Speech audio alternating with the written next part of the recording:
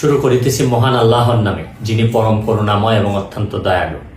আপনারা যারা আমার ফ্যান ফলোয়ার আছেন, বিভিন্ন সময় বিভিন্নভাবে আমার উপর কষ্ট পেয়েছেন, তাদের উদ্দেশ্যে একজন সাবেক এমপি হিসাবে আমি দুটি কথা বলতে চাই।